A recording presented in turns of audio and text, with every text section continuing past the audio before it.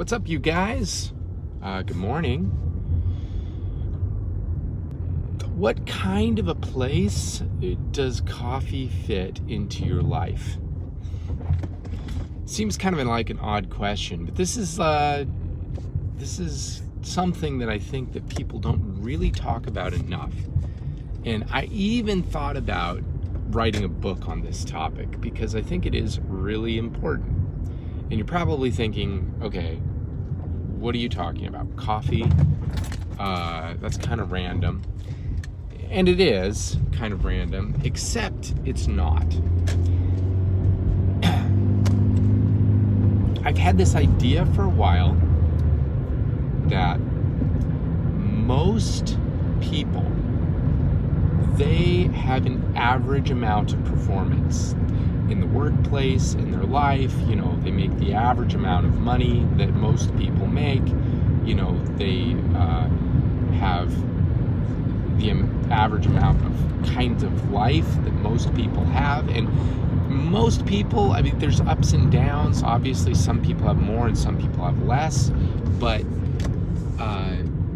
most people have about what the a person in your area has. I mean, obviously, people in the United States have a different lifestyle than people in a third world country. And that's because of geographical constraints. But like in the United States or in your area, wherever you're at, like the chances are that you have the same type of lifestyle that a lot of the people around you have is pretty high, I think. Most people have the same kind of set of things. Like, you know, if you're married, you live in a certain area and you have 2 cars, the chances are probably that the year that those cars were made are pretty close in year. There's not, unless you just make a conscious choice to buy a car that's extremely old. So my point is that a lot of the time, most people, if you are in a certain area, you kind of conform to the mean of that area, make a similar kind of money, have a similar kind of lifestyle, have similar kinds of things, and that's average, right? That's what average is that, you know, there's highs and lows, but everybody has very similar kind of average type things. And I think that the reason that, and this is kind of a crazy idea, but the reason that a lot of people in America, on average, have a lot more than some other countries is, I mean, there's a lot of factors involved, but one of the factors is that in America, it's extremely common for us to drink coffee, which is well documented to be a stimulant that gives you energy and helps you push forward and do more and be more. And I do not think that's a coincidence. I think that coffee is something that helps you be productive. And because on a national level or a societal level, it's basically accepted that coffee is a normal thing to partake in, that as a society, we're more productive. And that's crazy, right? Is that you would think that there's obviously other factors. That's not the only factor. But, you know, there's some other countries, like my brother was telling me, he went to visit Jamaica, and everybody there basically smokes weed, which is, you know, is sort of a downer, so I'm told. I've never done it, but it helps relax you, helps you feel content and euphoric. And that kind of a state, when you smoke weed a lot, if you do that on a societal level where it's commonly accepted that that's a normal thing to do, that probably makes the society less productive. And I think in the case of Jamaica that's true. I'm not saying that that's a bad thing necessarily. Like, there's lots of disadvantages to being a productive society. I've heard that Japan is a very productive society, and they have a very high suicide rate. So, you could make an argument that productivity is not the only important thing, and it's not. I would make that argument, but I think that that should be something to think about. If you want to be more productive, if you want to be on the higher end of that average in terms of productivity, obviously your genetics have a role in that. But if you are where you're at and you want to be more productive than you are, you may want to consider just consuming more coffee.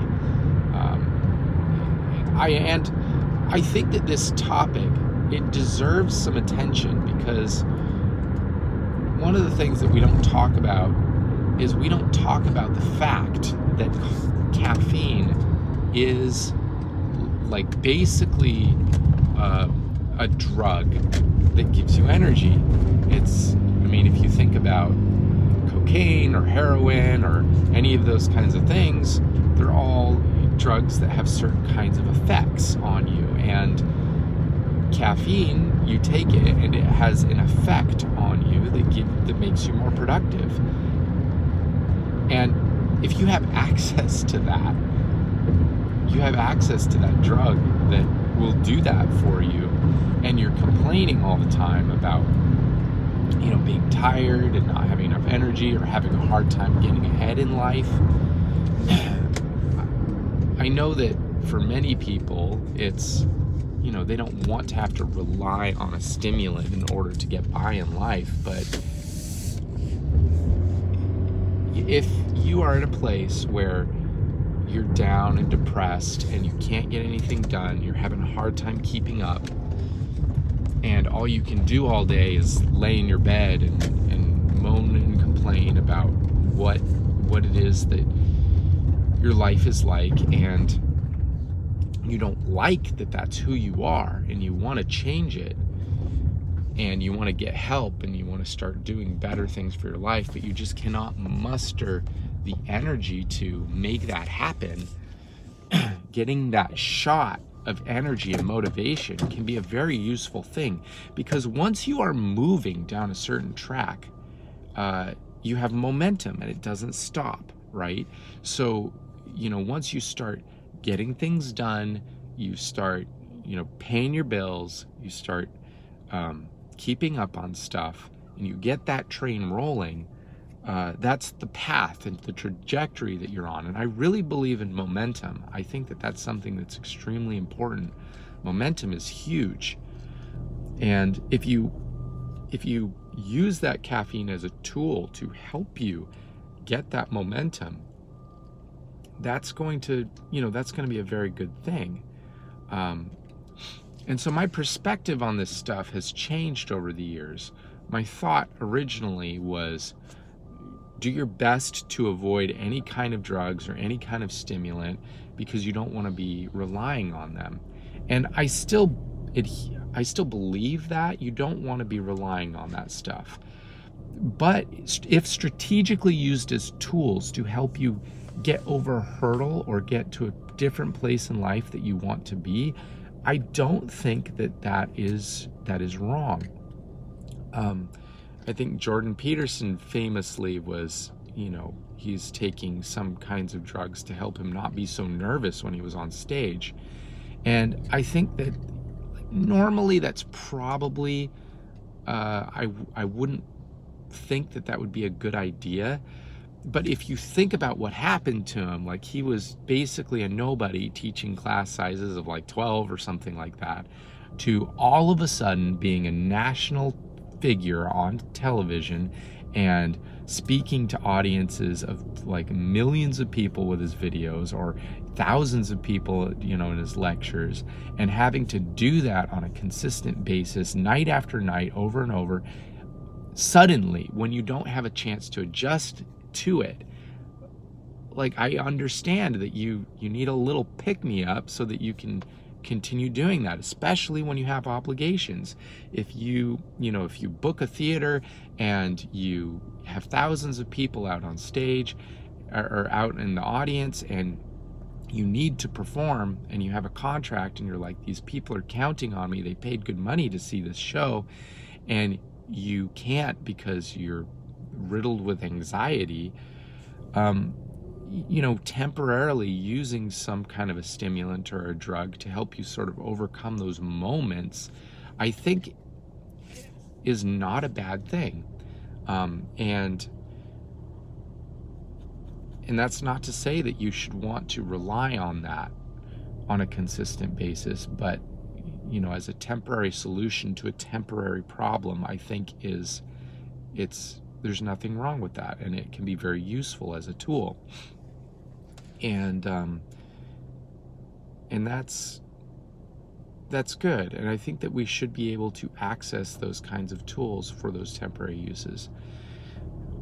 Obviously, you know, I think moderation is key. You don't want to be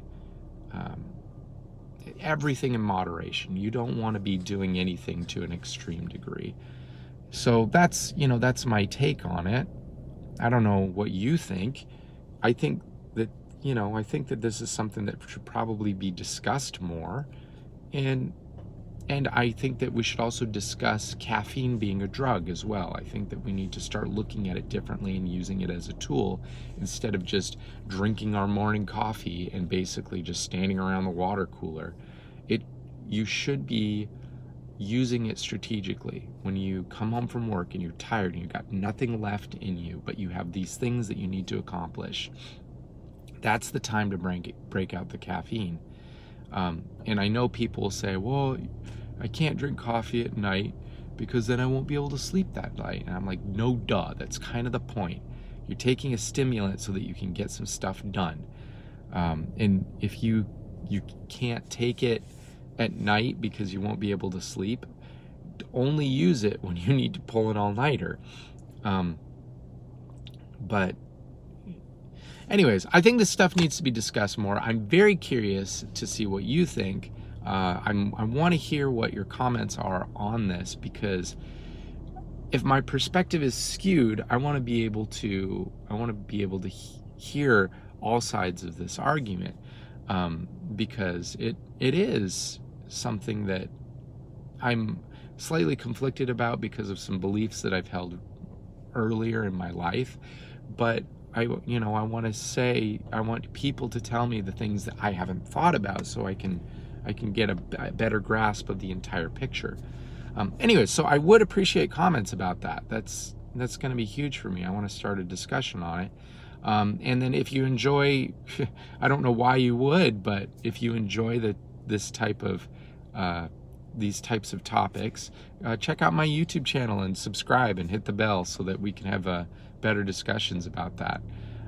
Anyways, that's the end of this video. I will talk to you tomorrow in the next video, and then we'll see if we can come up with some more topics to talk about, and then I'm going to see if I can start reining this thing in about the types of topics, because I know that it's important to stay with consistent or similar topics on a YouTube channel. Right now it's kind of all over the place, but I'm still trying to figure out what I want to do.